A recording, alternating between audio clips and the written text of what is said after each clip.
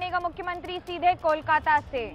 पिछले कुछ दिनों में लगातार कोविड-19 का कहर इस तरह से बरपा रहा है कि अब कोरोना के जाल में पूरा पश्चिम बंगाल भी नजर आ रहा है। आलम यह है कि अब 30% दर के साथ बढ़ रही है कोरोना की रफ्तार, यानी कि बंगाल में हर तीसरा व्यक्ति जिसका टेस्ट हो रहा है वो कोरोना संक्रमित पाया जा रहा है। तो वहीं कोलकाता में ये आंकड़े हर दूसरे व्यक्ति के हिसाब से निकल रहे हैं। इसी के बीच अब कल 8वें चरण का मतदान होगा, जिसमें कोलकाता की भी कुछ सीट्स हैं। इसका नतीजा 2 मई को आएगा। लेकिन कोरोना काल में कैसे हो रही हैं तैयारियां और कैसे कोरोना पसार रहा है अपने पैर, देखिए ये खास रिपोर्ट।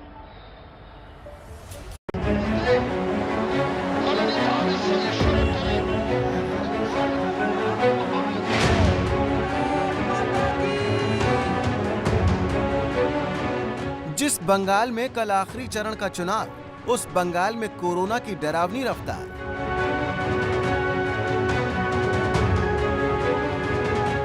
बंगाल में महीने भर चले चुनाव के 7 चरण, महीने भर में कोरोना संक्रमण की रफ्तार कई गुना बढ़ी। कोरोना पर नेताओं की बयानबाजी होती गई, कोरोना पर लगाम नहीं लगाई गई। कोरोना जो बढ़ रही है, जहां बढ़ रहा है वहां चुनाव नहीं है। 10 प्रदेश कम से कम देश में जहां ऊंचाई पर है, उसमें बंगाल 8 नंबर में है। तो चुनाव अगर कारण होता बढ़ने का तो आज महामारी हो जाता है यहाँ। और जो 3 प्रदेश सबसे आगे है, दिल्ली, महाराष्ट्र, छत्तीसगढ़, वहाँ चुनाव भी नहीं है, वहाँ सभा भी नहीं है। इसलिए उसका कारण क्या है बढ़ने का, उसका खोजबीन हो। जिन लोग हार चुके हैं वो तो पहले से मैदान छोड़ दिए हैं, वो लोग बंद कर दो बंद कर दो। तो कोरोना को ही उन्होंने अभी बनाया इशू।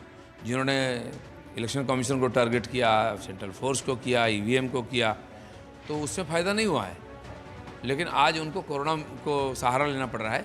मुझे नहीं लगता कि इसका कारण बढ़ रहा है।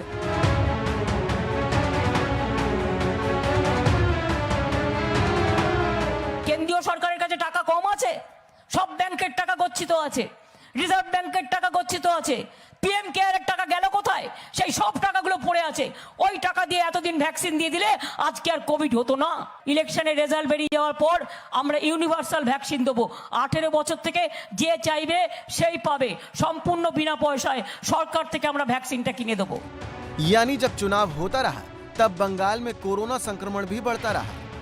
पिछले 24 घंटे में एक दिन में लगभग 55,000 टेस्ट हुए, 55,000 से थोड़ा ज़्यादा। उसमें 16,000 से ज़्यादा सैंपल्स जो हैं वो पॉजिटिव आया है, यानी कि एक दिन में 16,000 से ज़्यादा नए केसेस, यानी कि पॉजिटिविटी रेट जो है वो लगभग 32-33% है कि 3 टेस्ट किया गया है, उसमें से 1 कोरोना पॉजिटिव है। ये जो आंकड़ा है काफ़ी चिंता जो बढ़ा रहा है। वजह यह है कि ये आंकड़ा अगर और भी बढ़ा तो क्या जो इंफ्रास्ट्रक्चर है पश्चिम बंगाल में, क्या वो कम तो नहीं पड़ जाएगा? चुनावी राज्य बंगाल में कोरोना किस कदर कहर ढा रहा है, जरा आंकड़ों में ये समझिए। 27 मार्च को चुनाव के पहले चरण के दौरान बंगाल में एक दिन में 812 केस आ रहे थे और पॉजिटिव रेट था 3.33%, यानी हर 100 टेस्ट में 3 पॉजिटिव। और अब 8वें चरण से एक दिन पहले 28 अप्रैल को एक दिन में आए हैं 16,403 केस और पश्चिम बंगाल में पॉजिटिविटी रेट है करीब 30%। कोलकाता की नाइसेड लैब का दावा है कि उनके यहां आए सैंपल में पॉजिटिविटी रेट करीब 40% है, यानी बंगाल में हर तीसरा टेस्ट पॉजिटिव आ रहा है। हमारा जो स्थिति जो है इसको कंटेन करना है, क्योंकि आपको पहले जो करना है कि आपको टेस्टिंग बढ़ाना है, क्योंकि टेस्टिंग बढ़ाने से आपको पता चलेगा कि इन्फेक्टिविटी कितना है। और जो पॉजिटिव पेशेंट्स होते हैं उनको पहले हम कोशिश करेंगे कि घर पे उनको रखें, उनको आइसोलेशन में रखें, और जो मरीजों को ज़रूरत है हॉस्पिटल आने के लिए उनको हॉस्पिटल में दाखिल करना है। यानी पश्चिम बंगाल में कोरोना के जो हालात हैं, उसमें बंगाल में जो भी सरकार बनेगी उसके सामने सबसे बड़ी चुनौती कोरोना ही रहने वाली है। नई सरकार के सामने चैलेंज ये रहेगा कि इंफ्रास्ट्रक्चर कैसे बढ़ाया जाए और जो नए ऑक्सीजन प्लांट्स बनाने का जो प्रयास चल रहा है उसको कब समय पर ख़त्म किया जाए, और सेफ होम्स की संख्या कैसे बढ़ाया जाए, डॉक्टर्स, नर्सेज और जो हेल्थ वर्कर्स हैं उनको कैसे सारा जो फैसिलिटीज़ है वो प्रोवाइड किया जाए। पश्चिम बंगाल में कल 8वें और आखिरी चरण का चुनाव होना है। 35 सीटों पर कल मतदान होगा। और 2 मई को वोटों की गिनती होगी, उससे पहले चुनाव आयोग ने कुछ नई पाबंदियों का ऐलान किया है। काउंटिंग सेंटर के बाहर भीड़ नहीं लगेगी। जिन लोगों को रहने की मंजूरी होगी उन्हें 48 घंटे के अंदर की कोरोना नेगेटिव रिपोर्ट दिखानी होगी। मीडिया कर्मियों को भी कोरोना नेगेटिव रिपोर्ट के साथ आना पड़ेगा। पश्चिम बंगाल में हालात बेकाबू होते चले जा रहे हैं। 2 मई को सरकार जिस भी पार्टी की बने, सबसे बड़ी चुनौती होगी कि बंगाल में कोरोना के संक्रमण को कैसे काबू में किया जा सके। लेकिन बात अब देश की, उत्तर से लेकर दक्षिण तक स्थिति कमोवेश ऐसी ही है और मान लीजिए बिगड़ती चली जा रही है, क्योंकि सरकारी आंकड़े बता रहे हैं कि जैसे संक्रमण बढ़ रहा है वैसे ही मौत की संख्या भी बढ़ रही है। सरकारी आंकड़ों के अनुसार पिछले 24 घंटे में 3000 से ज्यादा लोग अपनी जान गंवा चुके हैं, यानी कि हर 2 मिनट 2 व्यक्ति की मौत हो रही है।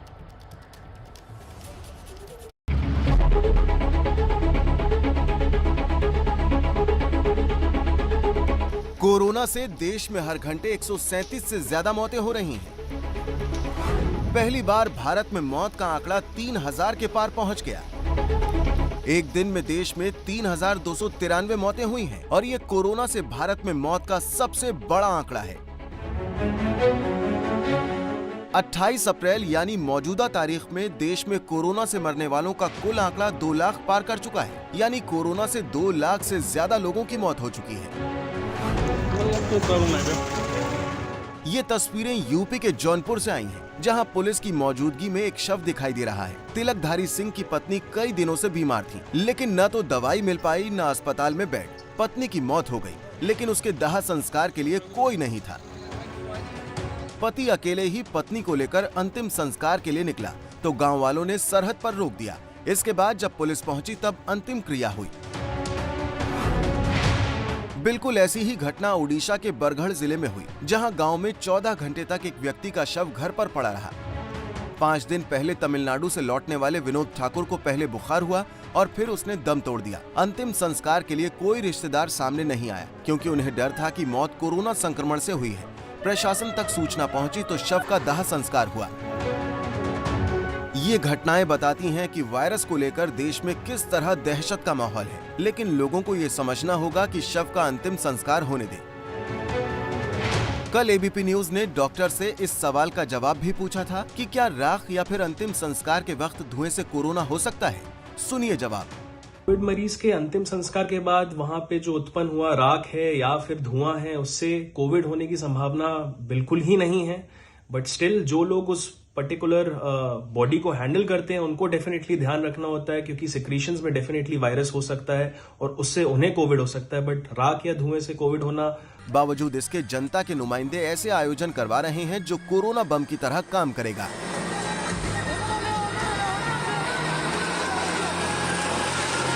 अफसोस की बात है कि देश में हालात इतने खराब हैं, जनता ऑक्सीजन और अस्पताल में बेड के लिए भटक रही है, लेकिन बेहद लापरवाही के साथ भीड़ जुटाकर कोरोना को निमंत्रण दिया जा रहा है।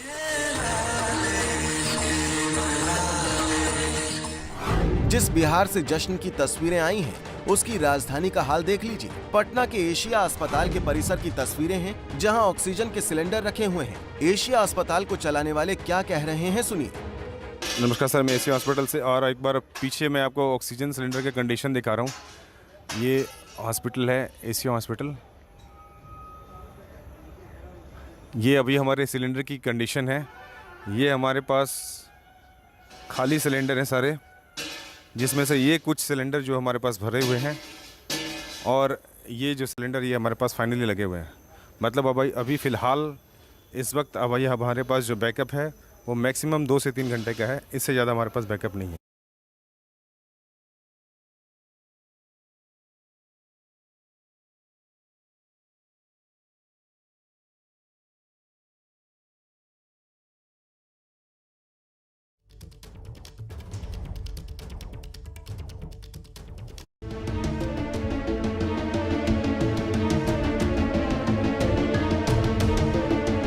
यूपी सरकार कहती है कि ऑक्सीजन की कोई कमी नहीं है, लेकिन ऑक्सीजन की किल्लत बताने वाली तस्वीर लखनऊ से आई है, जहां लोग 2-2 दिन से सिलेंडर लिए लाइन में खड़े हैं, लेकिन ऑक्सीजन नहीं है।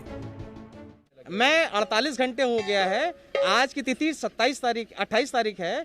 मैं 26 तारीख के 11 बजे से यहाँ पे लगा हुआ हूँ और किसी प्रकार की कोई सुविधा सरकार की तरफ से नहीं है। और यहाँ पर मुझे आश्वासन मिला कि अभी 2 घंटे में आ जा रही है। 2 घंटे में ऐसे करते करते हम लोग 48 घंटे हो गए हैं यहाँ पे लगे और किसी प्रकार का कोई भी सरकार की तरफ से कोई प्रतिनिधि ने, ना ही उसने किसी प्रकार की कोई बात करी है।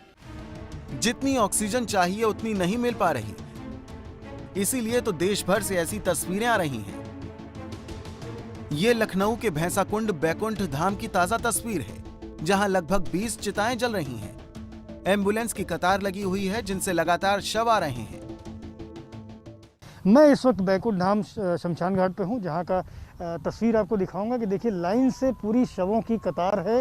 एक कतार में चिताएं लगी हुई हैं और 5-6 ट्रक लकड़ी देखिए लगातार उतर रही है। डिमांड बहुत ज़्यादा लकड़ी की हो गई है और ऐसे में आसपास के ज़िलों से लकड़ी मंगाई जा रही है। और देखिए एम्बुलेंस एक के बाद एक कतार में खड़ी हुई हैं। जो कोरोना से मारे गए लोग हैं उनके शवों को लेकर के आ रही हैं। तो स्थितियाँ सामने हैं, किस तरह के हालात हैं। और हैरानी की बात यह है कि जो शमशान घाट का दायरा है वो लगातार बढ़ता जा रहा है। उस एम्बुलेंस के और आगे जाकर के शमशान घाट है, लेकिन चिताएं कितनी दूर तक आ चुकी हैं आप देख सकते हैं। और जो हमारे सूत्र बताते हैं कि जो आंकड़ा मृतकों का है वो सरकारी आंकड़े से भिन्न है। कहीं ज़्यादा शव एक दिन में जलाए जा रहे हैं। स्वागत है आपका कौन बनेगा मुख्यमंत्री में। अब बात मालदा की, जहां कल चुनाव होने हैं। मालदा की कई सीटों पर कर मतदान होना है, लेकिन कुछ जगह ऐसी भी है जहां पर तृणमूल कांग्रेस पर कांग्रेस के विधायक ने आरोप लगा दिया है। आरोप यह है कि करोड़ों रुपए का घपला हुआ है, और वो भी किसके लिए? कब्रिस्तान की जमीन में कब्रिस्तान में दीवार बनाने के लिए। देखिए ये मेरी खास रिपोर्ट।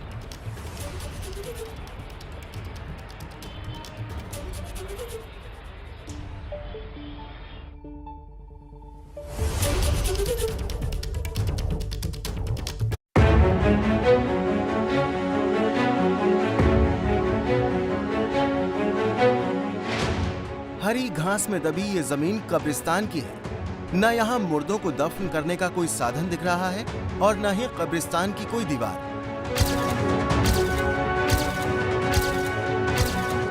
आरोप है कि पश्चिम बंगाल के मालदा में ममता सरकार के प्रशासन ने कब्रिस्तान घोटाला कर दिया। पश्चिम बंगाल सरकार ने दुआरे सरकार के तहत कई योजनाओं को जमीनी स्तर पर उतारने का और जनता तक पहुंचाने का प्रयास किया, लेकिन दुआरे सरकार और बंगाल की हालत क्या है इसका अंदाजा इस बात से लगाया जा सकता है कि कब्रिस्तान का न दरवाजा बन सका और न दीवार। एक ओर जहां काम अधूरा है तो वहीं दूसरी ओर कट मनी के इतिहास में एक नया अध्याय जुड़ गया है। ये मालदा में सुजापुर से कांग्रेस विधायक ईशा खान चौधरी हैं। हाथ में दस्तावेज लेकर इनका आरोप है कि ममता सरकार के विभागों से उन्होंने 70 कब्रिस्तानों के लिए 10 करोड़ की रकम आवंटित करवाई, लेकिन बीच में प्रशासन सब खा गया। The money was sanctioned, 10 crores sent to Malda DM. The district magistrate is fully responsible for executing this work. I have admitted proof by the agencies themselves that they have done this scam. And they took money from the district magistrate second time and still did not complete the entire work the second time. So it's not a one-time scam, it's a double scam. Crores and crores and crores of money. इन आरोपों पर हमने भी यहाँ गांव वालों से पूछताछ की। कब्रिस्तान की जमीनों का हाल भी देखा। पूरी योजना में 30% काम ही होता दिखाई दिया। শুনে তো খারাপ লাগছে। 19,34,000 টাকার কাজ, 19,34,474 টাকার কাজ। টাকা পয়সা কি হলো এই কথাটা আমরা তো জানি না বাবু। এতে যে ঠিকাদার নিয়েছিল ওই জানে, তারপরে কোন ইঞ্জিনিয়ার আছে ওরা জানে, তারপরে ডিএম সাহেব জানে, ওটা জানে, এগ্রো কোম্পানি। स्वागत है आपका कौन बनेगा मुख्यमंत्री में। आज शाम 4 बजे से 18 वर्ष से ज्यादा की उम्र वाले लोगों के लिए कोविन ऐप के जरिए रजिस्ट्रेशन शुरू हो गया है। भले ही ऐप की जो भी हालत हुई हो, लेकिन हम आपको उन सारे सवालों के जवाब देंगे जो इस समय आपके मन में कोरोना को लेकर चल रहे हैं।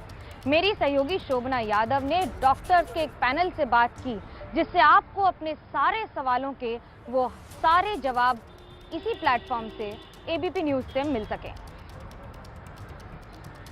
हमारे साथ मौजूद है एक डॉक्टर्स का बड़ा पैनल, डॉक्टर पुनीत मिश्रा जो कि दिल्ली एम्स में कम्युनिटी मेडिसिन विभाग में प्रोफेसर हैं। साथ ही डॉक्टर सुनीला गर्ग भी जुड़ेंगी जो ICMR के एडवाइजर हैं। इसके अलावा दिल्ली एम्स के पूर्व निदेशक डॉक्टर MC मिश्रा जी भी मेरे साथ मौजूद हैं और दिल्ली के राजीव गांधी सुपर स्पेशलिटी अस्पताल के डायरेक्टर डॉक्टर BL शेरवाल भी मौजूद हैं। ये माना जा रहा है, मैं शुरुआत करूंगी डॉक्टर पुनीत मिश्रा आपसे, ये माना जा रहा है कि वैक्सीन ही कोरोना की लड़ाई में अब सबसे बड़ा हथियार है। बेड्स मिल नहीं रहे, ऑक्सीजन मिल नहीं रही, दवा मिल नहीं रही, तो कम से कम वैक्सीन तो मिलनी चाहिए। लेकिन वैक्सीन की कमी की खबरें पूरे देश से आ रही हैं और देश में चिंता बढ़ रही है। देखिए, दो अलग अलग चीज़ें हैं। एक वैक्सीन की बात है और दूसरी जो दवाइयों की, ऑक्सीजन की, अस्पताल बेड की बात है। क्योंकि वैक्सीन आपको इस बीमारी से बचाने में सहयोग करेगी। जिन लोगों को अगर वैक्सीन लग गई है, उनको अगर बीमारी होती भी है तो वो सीवियर नहीं होगी। जहाँ तक आपने दवाओं की बात की है या ऑक्सीजन की बात की है, ये वो लोग हैं जो ऑलरेडी संक्रमित हो चुके हैं किसी भी वजह से और उनको इस समय इलाज की ज़रूरत है। ये बिल्कुल सही है कि वैक्सीन जो है एक बहुत ही महत्वपूर्ण हथियार है इस पैंडेमिक से निपटने के लिए, लेकिन साथ ही साथ उतना ही जरूरी कोविड एप्रोप्रिएट बिहेवियर भी है। बिल्कुल ठीक है। एम्स के पूर्व निदेशक डॉक्टर MC मिश्रा भी मेरे साथ बने हुए हैं। डॉक्टर मिश्रा, मैं ये जानना चाहूंगी, सवाल मुझसे बहुत लोग पूछ रहे हैं ट्विटर पे। अब जब देखा है कि इतने वरिष्ठ डॉक्टर्स का पैनल है मेरे साथ, तो मुझसे पूछा जा रहा है, मैं आपसे पूछना चाहती हूँ कि अगर किसी को एक वैक्सीन की डोज लग गई है और दूसरी डोज लगने के बीच में उसको कोविड हो जाता है, तो क्या वो 28 दिन या 45 दिन बाद ही दूसरी डोज लगवाए या इसको डिले किया जाएगा? ठीक होने के 2 हफ्ते बाद कभी भी वो लगवा सकते हैं। उसके लिए उनको 4 से 6 हफ्ते इंतज़ार करने की, प्रतीक्षा करने की आवश्यकता नहीं है। संक्रमण शुरू होने से 4 हफ्ते के बाद और ठीक होने के 2 हफ्ते बाद कभी भी लगवाई जा सकती है वैक्सीन। डॉक्टर MC मिश्रा, जिस तेजी के साथ ये आंकड़े बढ़ रहे हैं, कल आंकड़े जो थे वो परसों के मुकाबले 29-30 हज़ार कम आए, लेकिन आज फिर 3,60,000 ये आंकड़े आ गए हैं। आपका अनुभव क्या कहता है? क्या अब हम पीक पर पहुंच गए हैं या अभी पीक आनी बाकी है? ये आश्चर्य की बात है कि हमारे आंकड़े अभी भी कम हैं। अगर आप पूरी परसेंटेज निकालें पूरी जनसंख्या का, तो इससे बिल्कुल परेशान होने की आवश्यकता नहीं है। आंकड़े ज़्यादा होने का मतलब यही है कि टेस्टिंग हमारी अच्छी चल रही है, इसलिए केसेस का पता लग रहा है और इसमें अधिकतर लोग ठीक हो, घर पे ही रह के ठीक हो रहे हैं। कुछ लोग हॉस्पिटल आके फिर वापस चले जाते हैं, ठीक हो जाते हैं। बहुत कम परसेंटेज में लोगों को हॉस्पिटलाइजेशन की आवश्यकता होती है या ऑक्सीजन की आवश्यकता होती है। डॉक्टर शेरवाल, मैं आपसे समझना चाहूंगी, इस समय रेमडेसिविर को लेके बड़ी मारामारी है, जिसको देखो वो रेमडेसिविर मांग रहा है, जबकि डॉक्टर गुलेरिया ने आकर ये साफ कर दिया है कि रेमडेसिविर के और विकल्प भी मौजूद हैं। फिर आखिर डॉक्टर्स इस रेमडेसिविर की जगह दूसरे विकल्प का इस्तेमाल क्यों नहीं कर रहे हैं? क्या मजबूरी है या रेमडेसिविर ही एकमात्र विकल्प है हमारे पास? ये बहुत ज़रूरी है समझना, और सारे क्लिनिशियंस इसको मानते हैं और वो बहुत रिस्ट्रिक्शन के साथ इसको यूज़ करते हैं। लेकिन समहाउ लोगों में ये अननेसेसरली एक वो आ गया कि रेमडेसिविर अगर नहीं मिली तो पेशेंट्स की जान को खतरा है। तो ये क्लिनिशियन के ऊपर छोड़ दीजिए और उनको पता है कौन से पेशेंट में देना है, और इसका एडवांटेज जो है वो यूजली हम ये करते हैं कि इसका हॉस्पिटल स्टे कम हो जाए और basically it help in stopping the multiplication of the viruses. तो बड़ी सिंपल सी चीज़ है, कोई भी आदमी अननेसेसरली इसके लिए ना भागे। और ये ब्लैक मार्केटिंग जो हो रही है रेमडेसिविर की, वो इसलिए हो रही क्योंकि लोगों में अननेसेसरली एक वो है कि रेमडेसिविर सबके पास होनी चाहिए। तो मेरा ये रिक्वेस्ट है, क्लिनिशियंस अगर चाहें, उनको ज़रूरत है, वही एडवाइज करते हैं, तभी रेमडेसिविर की आवश्यकता है और हॉस्पिटल सेटिंग में ही आवश्यकता है। घर पे रेमडेसिविर की आवश्यकता नहीं है। कितनी आबादी को वैक्सीनेट कर दिया जाए ताकि इस कोरोना का खतरा टल जाए, क्योंकि तीसरी लहर की भी बात की जा रही है? मेरे साथ में बहुत बड़े एक्सपर्ट डॉक्टर पुनीत भी बैठे हुए हैं। मेरे ख्याल हम लोगों ने कई बार चर्चा की है इस विषय में, ठीक है, कि 80% के करीब हम जो है हर्ड इम्यूनिटी की बात करते हैं, तो 80% के बाद लगभग हम 80 करोड़ की बात करेंगे और 160 करोड़ डोजेस की बात करेंगे करके। तो ये बहुत ज़रूरी है कि हम लोग जो है बेसिकली इतने लोगों को वैक्सीनेट करें, क्योंकि अब हमारा जो वायरस है वो म्यूटेट भी कर रहा है तो हमें इस विषय में भी देखना पड़ेगा कि जल्दी से जल्दी हम वैक्सीनेशन कर पाएंगे तो बहुत अच्छा होगा। और इसमें हमारी और भी वैक्सीन जो अभी आने की हैं, यानी कि mRNA वैक्सीन हैं, जो कि मॉडर्ना, फाइजर वगैरह वैक्सीन हैं, जो कि धीरे धीरे वो भी आएंगी करके, परंतु अभी नोवावैक्स और हम बाकी वैक्सीन की जॉनसन एंड जॉनसन की बात कर रहे हैं। तो हमें ये कि जो भी वैक्सीन उपलब्ध हो वो लोगों ने जल्दी से जल्दी लेना चाहिए, ताकि हम म्यूटेंट स्ट्रेन्स का भी मुकाबला अभी हम कर पाएंगे।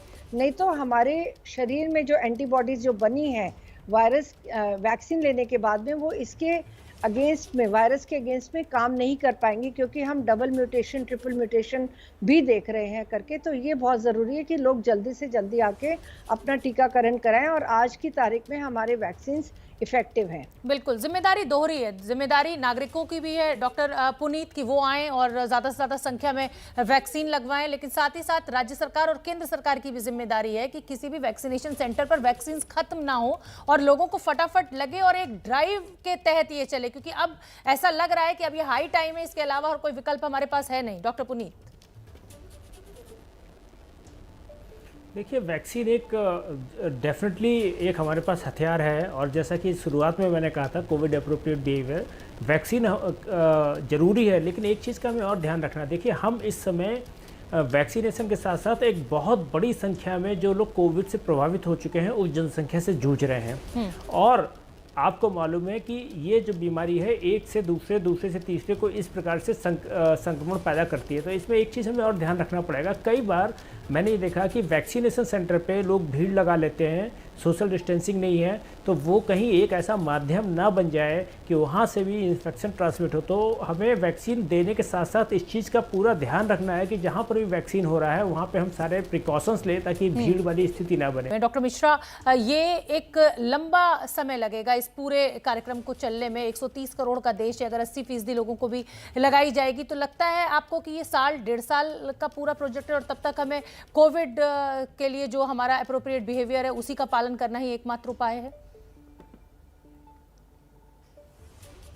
बिल्कुल, देखिए 2020 पूरा निकला कि वैक्सीन कब आएगी। नई साल में वैक्सीन आ गई। हमने health care workers, frontline workers के लिए वैक्सीन पहली प्राथमिकता दी। 50% हमारे हेल्थ केयर वर्कर सामने नहीं आए। ये बड़ा दुर्भाग्य भारत का है कि हमने वैक्सीन उपलब्ध कराई और लोगों ने लगवाई नहीं, 50% लोगों ने।